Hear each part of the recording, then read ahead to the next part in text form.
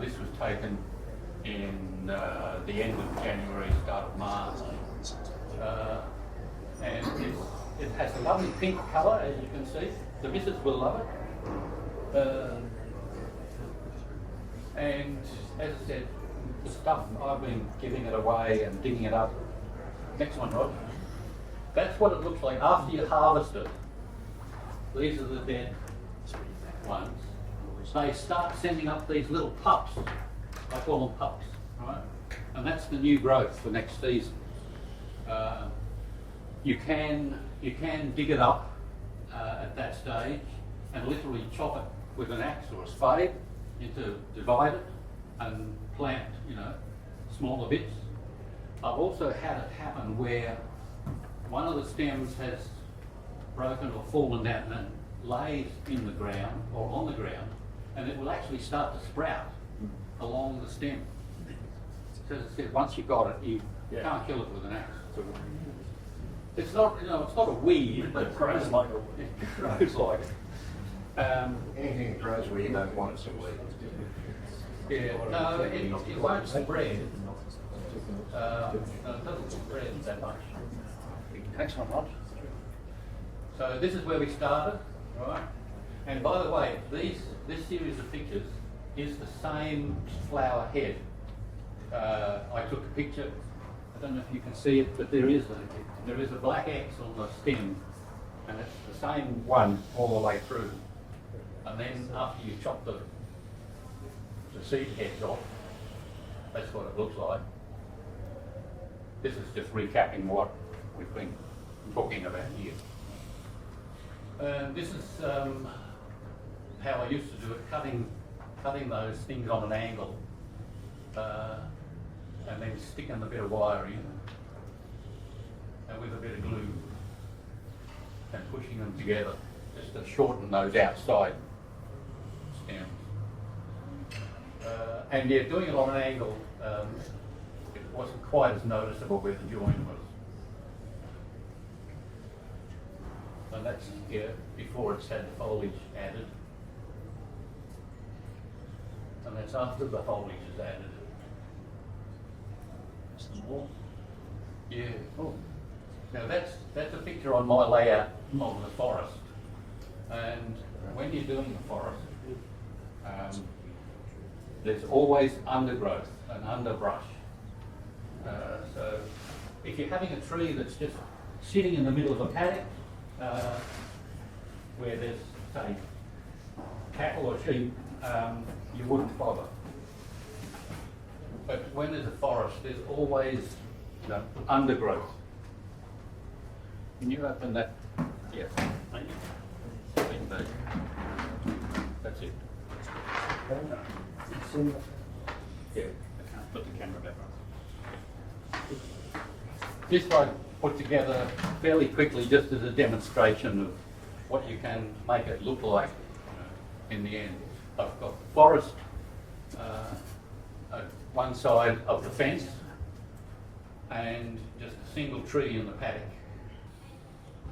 You've covered that one, the tips with glue. These bits you teased off, I start from the bottom and work up. It's just easier. Just plonk them on. How long have you got before the glue goes off? It depends on the glue you get. The cheap stuff, it goes off pretty quick. But you'll work it out, You'll soon learn. Put more glue. Falls off. Yeah. About 5 to 10 minutes. Yeah, you have plenty of time. Yeah. And remember I said about these little bits, don't waste them. There'll be places where you just need a little bit.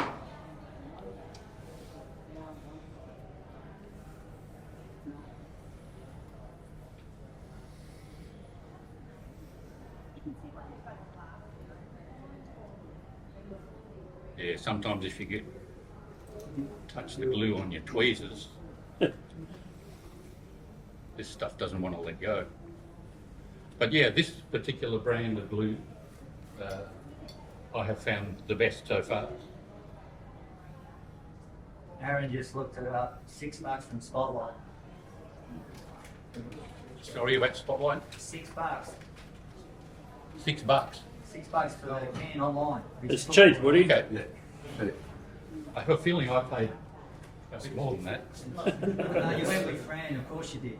Yeah. You've just ruined Ian's day now by telling me So the tree is starting to come to life, I think.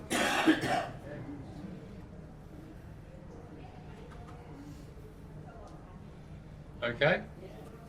And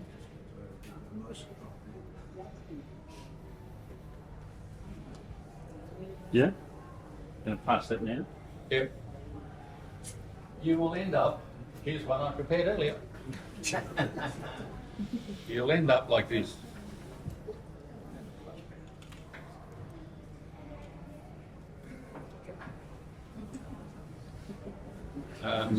Starting to look like a gum tree, I reckon.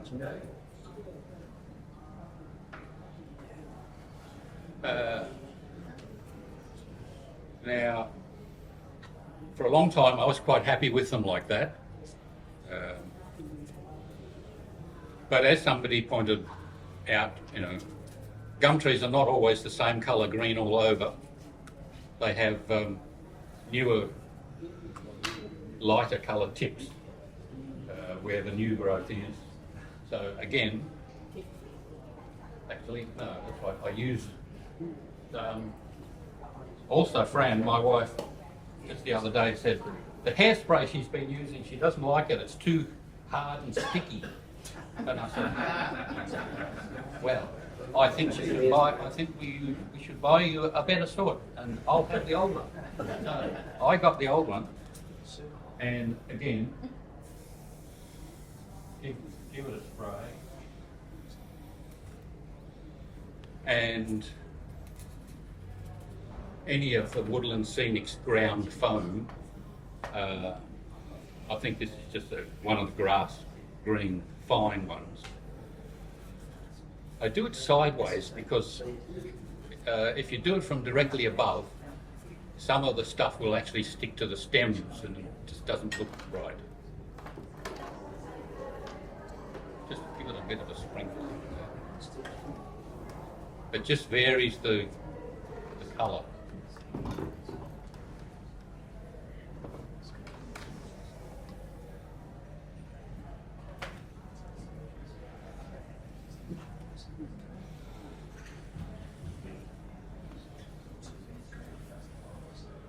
Now, that used to be what I do, and I still plant a lot of things like that on my layout. But if it's going to be out in the open, like a single tree paddock, bit of blue foam and cover it with a good old fruit or veggie bag from Woolies, right? You've all used those to put your fruit and veggies in. Just cover a piece of foam or whatever you're using. Poke a hole in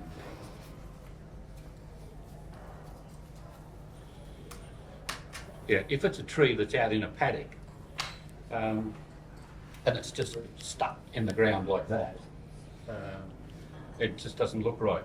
So I make some roots to go on the bottom, and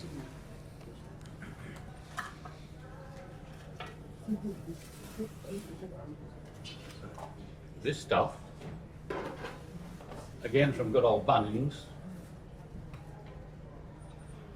Sally's All Fix.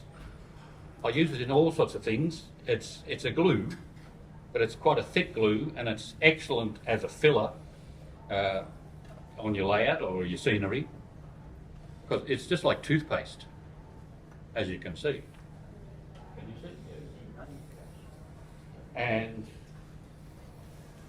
just to, you could use that and paint it afterwards, but I found that if I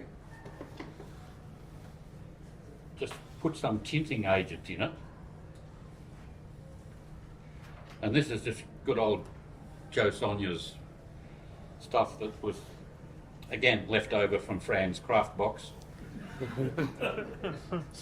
She here? Is that rated? Is that acrylic paint? Does she know you've got it in? She will.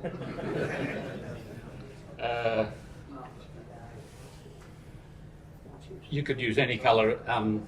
Oh, by the way, this is still in its natural sedum colour. I've often sprayed them with grey undercoat to get more of a ghost gum effect. When they're at that stage, you can give them a spray of whatever colour paint you want. Can I hand that around? Yep. Just go back.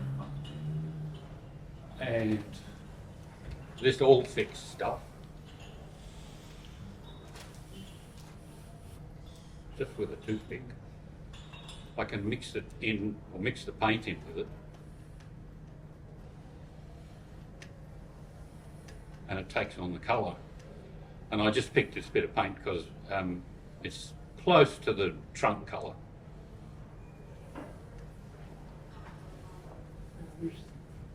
And yeah, again with the toothpick.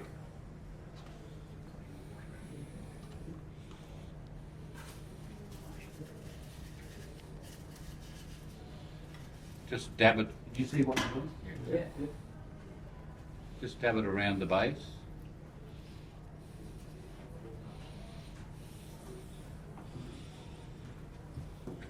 Like so. Now you know why I've used the fresh produce bag from Coles or Woolies, but you don't want to stick this to the foam. And these produce bags, nothing seems to stick to them. Is that better than glad wrap? It's cheap. Yeah, whatever works for you. Right, and then with the toothpick, just sort of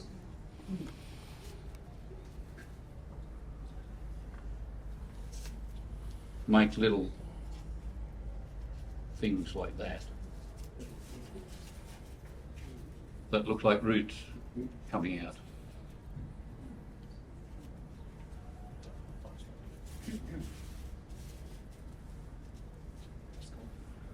And when that dries,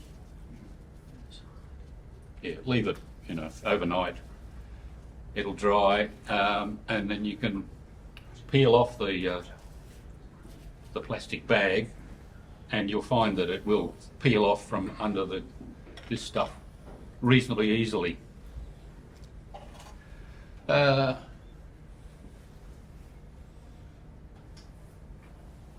was one other thing that I did do on them.